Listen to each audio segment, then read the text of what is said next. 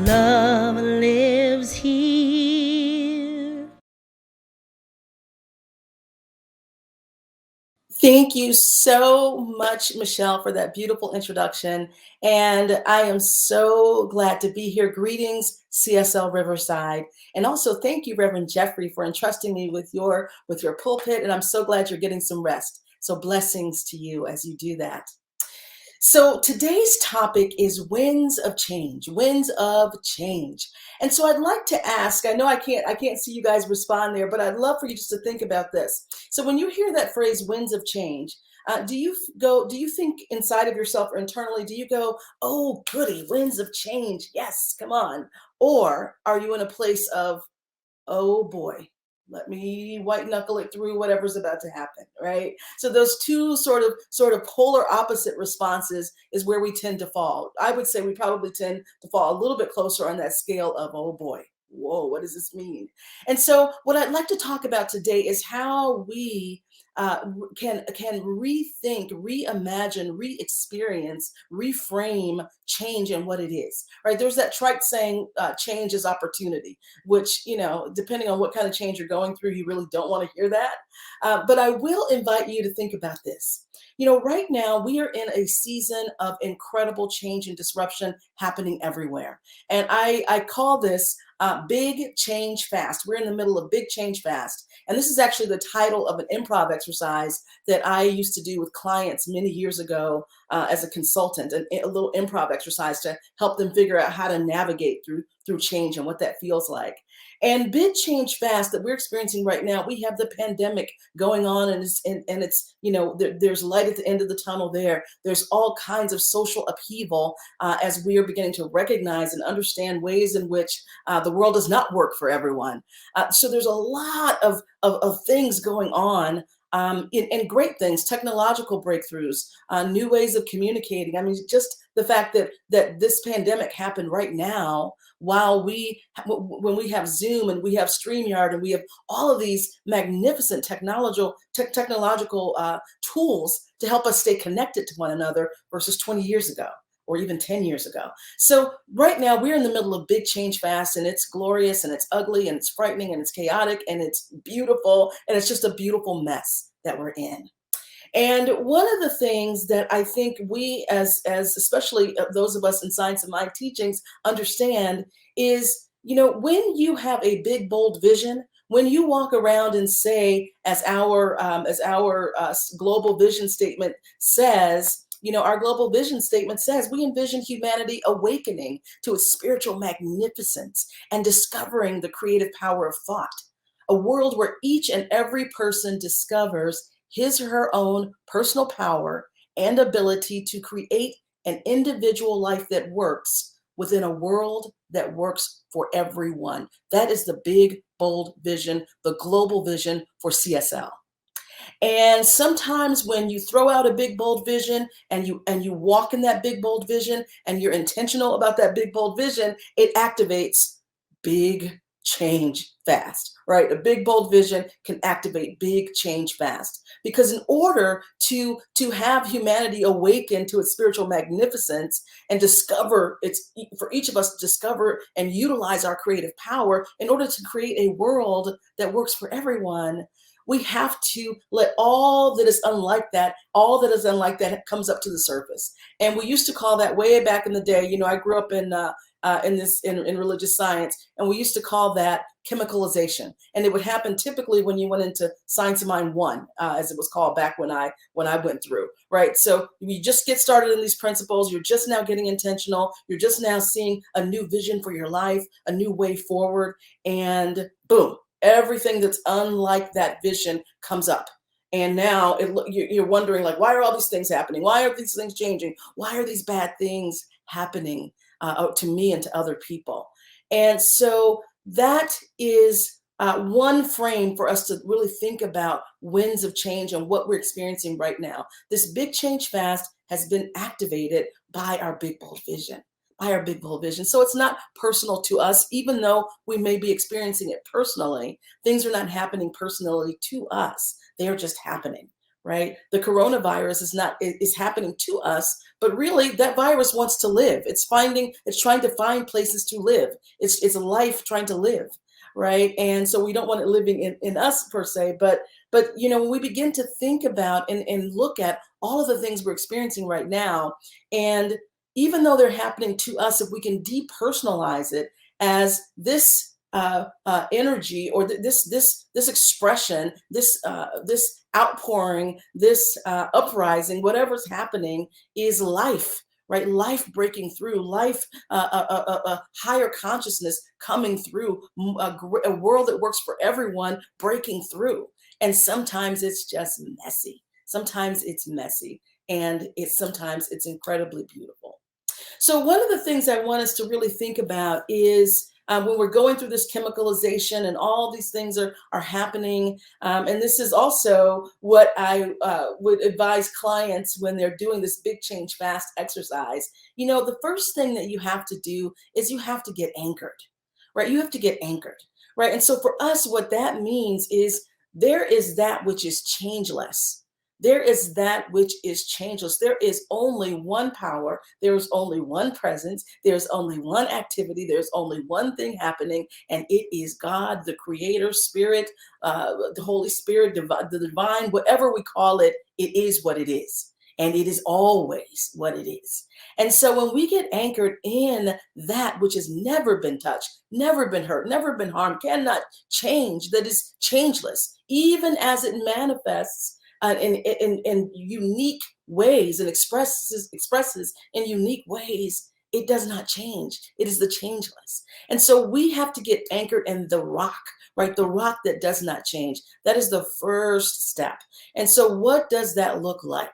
That looks like amping up your spiritual practices, amping up the meditation and the spiritual mind treatment or the prayer work, affirmative prayer, taking classes, working with your practitioner, all of the things that help you get to the truth of the all that is. That is what you have to do in times of big change, in times when the winds of change are coming. That's when you want to get anchored, right? You want to get anchored in the truth. And we have so many tools and resources to be supported in that. In addition to our own spiritual practice, we have incredible practitioners. We have our ministers. So you want to avail yourself of those things that help you get anchored. Because here's what's really, really, really difficult. When you are anchored in external things, right? So anchored in conversations on Facebook, right? And posting about stuff on Facebook, or anchored in watching the news and what's happening, or anchored in discussions and conversations with people about all the different changes that are taking place. If you're anchored in that, then you just create more of that.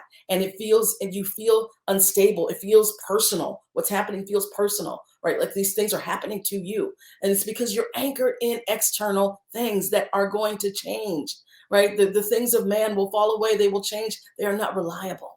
But anchoring in spirit, anchoring in God, that allows you to ride the waves of change when the winds of change are upon us. So another thing that is, and this is not necessarily sequential, but the other thing the next thing that I want you to be thinking about is, how can you put down your weapons?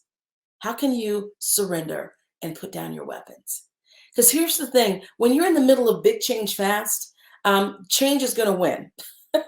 Right? Change is going to win if you decide you're going to, battle against it. And so frequently, I think that we approach change like a movie, like a not a horror movie, but like one of those movies where it's like Godzilla or Aliens Land, right? And then we get all of our weapons and we try to fight the aliens, right? Or fight Godzilla or fight whatever it is, right? So many times that's sort of instinctively how we approach change, as something to fight, right? Something to try to master and control and get a hold of. And that is a very short-term solution, a very painful and short-term solution, because you can't fight change. Big change fast, the big evolutionary changes that are upon us now, you cannot fight them, because life is going to happen. Life is going to evolve. Life is going to move forward. We're birthing a world that works for everyone. And so that is not going to stop. That cannot be stopped. So we have to find a way to put down our weapons, right? Surrender to the change. Now, surrender does not mean be a doormat. It doesn't mean you let people walk all over you, or you don't do the proper things to have good boundaries and to take care of yourself, and to um, and to really nourish yourself and your loved ones. So that's not what it means, like just letting anything go. But it does mean looking at, how are you resisting, right? How are you fighting? We're seeing all around us these, people who are fighting change, right? Fighting the changes that are happening, resisting them, and creating so much angst and so much energy, and so much, we're having violent outbursts, and people, just at the drop of a hat, just going off about wearing a mask or whatever it is, right? This resistance to the inevitable. And so what I invite us to do is, once you're anchored in the all that is, you're anchored in the rock. And Spirit has your back. Spirit is your back. Spirit is the change that's happening. When you understand that, then you can put down your weapons. You can put down your weapons and surrender. And that helps you then figure out, how do I get into alignment with this evolutionary change? How do I get into alignment with big change fast? In improv, the first rule of improv is say yes. Say yes. And what that means is, when you're in improv and engaging with another person, there's that energy flowing, and you're exchanging and you're riffing off of each other. In order for that to happen, in order to get that synergy happening, in order to activate that connection that's already there, but in order to activate it, you have to say yes. You can't, in an improv, say no to what someone else is saying, because it ends the improv. The momentum stops, right? And so I invite us to look at, how do we implement this in our lives? What can we say yes to? If there is a call on your heart, if there is something inside of you that that wants to be birthed, that wants to come forward, that wants to live out loud, that wants to manifest, that wants to live, then how can you say yes to that? How can you say yes? How can you say yes and allow that which wants to move through you and birth through you, to let it have full sway and let it come into being?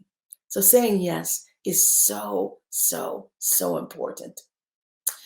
And the last thing I will say is that, when we're going through big change and the winds of change are upon us, part of the reason we're in that oh boy place that we're holding on is because we don't want to let go of the past. We don't want to let go of the past. And so we don't know what is coming, right? We don't know what's approaching us. And so if we can find a way, even right now, while we're already in the midst of all of this change, all of this stuff, we're already in the midst of this, and finding a way to bless the past, right? To bless the way it used to be, to mourn and to grieve. We want to feel our feelings, right? We want to feel our feelings. We want to grieve and to mourn the loss of the way things used to be, the loss of the ease with which we could meet with each other and gather in our churches and our centers without masks, the way we could hug each other and be together as community. We want to, or we could see our family, or we could travel, or to grieve those that are no longer with us and who have shuffled off the mortal coil. So we want to grieve those and honor the past, and we have to release the past. And it is a process. We don't want to bypass any part of that process, but it is a process. of letting go, of releasing, of honoring the past, right? Honoring the past and just letting it go. And as we're able to do that, and you see how, like, when you're anchored in the all that is, it gives you what you need to navigate through these different parts of the process. And it may not be in the sequential order I'm talking about, but that anchoredness allows us to navigate the winds of change and to enjoy the gifts and the fruits that those winds have to offer us. That those winds have to offer us. So, I think that one of the other things that we want to think about as we're navigating through the winds of change is so many times we're focused on what we need to do, right? What we need to do. Like, what do I need to do? This is happening. What do I do? This is happening. What do I do? We're in that space of action. And hearkening back to what I first brought up, what we really need to be thinking about is who am I to be? Who am I to be? Right? Who am I to be in all of this that is going on and that is happening? And so frequently we move into action versus being really anchored and moving from a place of consciousness, moving consciously. Right. So instead of thinking about, like, what do I need to do? And obviously there's some things, some changes that happen that, you need to move into action. Right. Fire alarm goes off, you need to move into action. But there are a lot of changes that are going on now. Existential changes are happening, big, huge changes. The way we live, the way we're going to be, the way we make a living, the way we are in relationship. So many things are happening and changing right now, and we want to run out and do something. And yes, we want to do stuff, but we also have to really be anchored in who am I to be versus what am I to do, right? Who am I, right? Because if I'm anchored in the all that is, and that is all that there is, and I know I'm a unique expression of the all that is, that is my true identity. And the all that is birthing in every experience, no matter the appearance. When I know that, when I understand what's truly, truly happening, then my consciousness is a force for good. I am being a space and place for good. I am being a space and place that births a new a world that works for everyone. I am working for myself, right? I am in alignment with myself. And therefore, I can be a place and space of a world that works for everyone because I'm that in consciousness. And that consciousness, who I be, will then inform what I do. So that my actions are divinely intelligent. My actions are divinely effective. My actions are divinely powerful. My actions are divinely transformational, right? That is where we want to be coming from as we move into the doing that the winds of change push us into, right? That pushes us into. And so these are some of the movements. So I won't, or points, or pillars, or practices to put into place as we are navigating through the winds of change. So, just to recap, we want to absolutely be anchored in the unchanging, in that which is that which is everywhere, that which is all that there is, what we call God or whatever we call it. We want to be anchored in that. We want to surrender and put down our weapons. Put down our weapons, stop fighting, and find a way to surf the change, right? Find a way to say yes. Yes, and so it unlocks the synergy that's going to actually get you where you want to go, or the momentum that actually creates the change. We want to honor, grieve, and release the past lovingly, honoring it, right? And all that is brought, because the past, everything in the past has brought us to this moment, right here, right now, right where we are. And the beautiful thing is, just as the past has accumulated into our present moment, what we do now is creating our future moment. What we do now is creating our future moment. right? And it's so important to be aware that we are creating the future right here and right now. And so those are the practices for navigating through the winds of change, so that actually when we are confronted with change, or change is upon us, we can actually be in that place and that space where we say, "Oh goody, oh my goodness, oh yes, here comes change."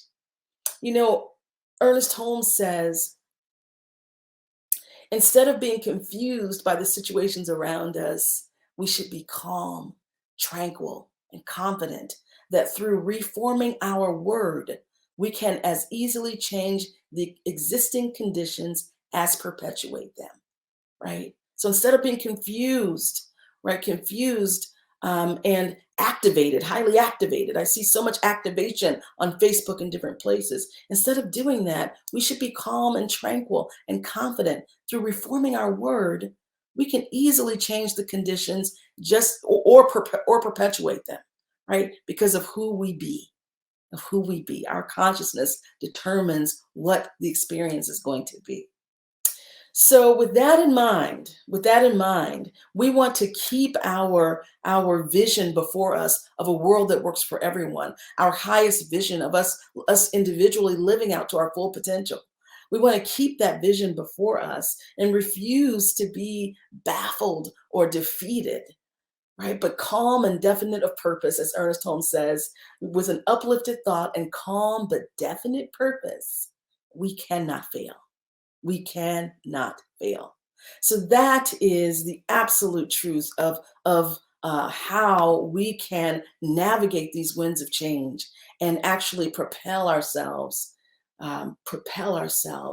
into the exact vision that we intended, the exact vision that we have articulate, that we affirm, and that we desire for ourselves and for the world. Oh, so we're in this improv game together, and let's have fun. Let's have fun. So let's turn within. Hmm. And so we just settle in right here, right now, to that one presence, that one power, that one idea, that one life that is everywhere. That is everywhere. There is not a spot where God is not. And we know that we live and we move and we have our beingness in this presence. And so I know right now, as I speak this word, that I am a divine, unique emanation of the one life, of pure spirit, of divine intelligence. That is my true identity. And I know absolutely it is the true identity of each and every individual on this planet. And certainly right here in this beautiful community of CSL Riverside. And so the word I speak then is a word of absolute power, absolute truth, as I declare for each and every one that indeed all is well, as the song said, all is well. As I know for each and every one that each one is made in the image and likeness and out of pure spirit, that each one is guided, guarded, lifted, directed, and protected from on high in all places, all spaces, all situations, and all circumstances. I speak a word of absolute, total, irrevocable healing and health established for the body, temple, and body of affairs of each one here. And I speak the word knowing that magnificent abundance and prosperity is unfolding in the body of affairs of each one and everyone and anyone needing this prayer this day. I speak a word this morning for our elected officials and for our government, knowing that the presence of God is back of the appearance no matter what. And I know that each individual is in a divine, unique expression of the Most High. I know the decisions are made easily and effortlessly in alignment with the natural laws, with the spirit of truth, infusing every decision, every action, every activity. I speak a word this morning for anyone and everyone experiencing dis-ease, whether it is COVID related, whatever it is, knowing that each one is whole, perfect, and complete at the root of their beingness in every cell, tissue, organ, action, system, and function. This is what I know, that indeed all is well, no matter the appearance, no matter the appearance. And for those who are experiencing change and heartbreak, experiencing grief and mourning, I speak a word of blessing, knowing that the presence of God loves and comforts and lifts each one. This is what I know. Our world is a blessing and is blessed, and we are blessings and we're blessed. This is the truth. I give thanks for this word. I give thanks for this word. I give thanks for Reverend Jeffrey, for his beautiful consciousness, the transformative power of his work, and CSL Riverside blessing it so mightily, such a light in the world. And I am so grateful for this. And so I know this word is absolutely complete. I know it is done, and I release it now completely and totally. And we say together, and so it is. And so it is.